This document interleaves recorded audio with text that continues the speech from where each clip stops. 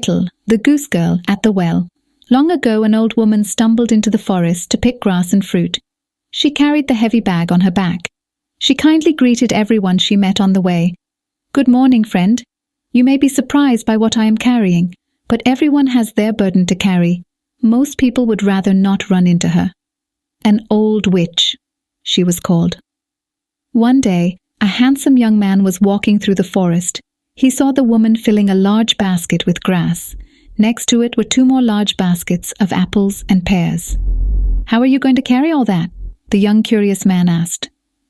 "Rich folks' children don't have to do that, but with the peasant folk, the saying goes, 'Don't look behind you, you will only see how crooked your back is.'"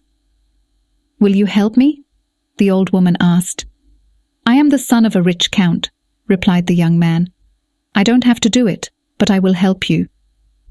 Once the bag was on his back, it felt like it was filled with rocks. "How heavy this is," he began to complain. "You're young and well-muscled," the woman said. "I'll add the apples and pears." When he tried to remove the heavy load from his back, the woman snarled, "Shame on you for grumbling about something you have to carry, which I do every day as an old woman." It was as if the bag had attached itself to his back. It became even heavier when the woman sat on his back. "Now stop whining," she growled. "You will be generously rewarded for your help." Near the little woman's remote house, geese were walking everywhere. They were being looked after by a very old goosekeeper. "Go inside, my daughter," she said to the goosekeeper. Then she gave the boy a box with an emerald. "You must have enough money, but this gift will make you happy." The young count left for the big city. There he was invited by the royal couple. He gave the box to the queen, who immediately fainted. Later she told him about her 3 daughters. The youngest was enchantingly beautiful, with hair like rays of sunshine. When she cried, her tears turned into pearls. One day the king wanted to know who loved him the most. The eldest daughter said she loved him like the sweetest sugar. The second daughter loved him like her most beautiful dress. The youngest did not answer because she could not find a comparison. The king insisted, whereupon she said, "I do not like food without salt, therefore I love you like salt." The king became so angry that he sent her into the forest. Shortly afterwards, he regretted this enormously. He sent out a search party to look for his daughter in vain. That was 3 years ago.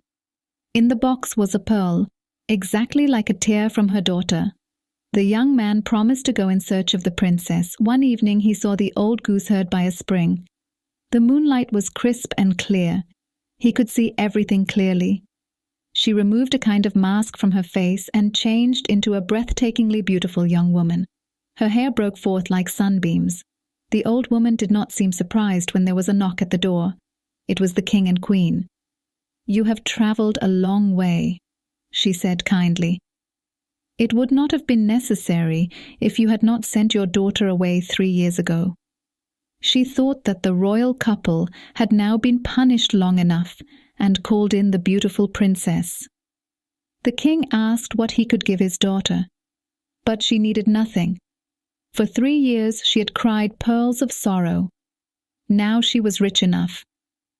The old woman gave her the house and then suddenly disappeared into thin air.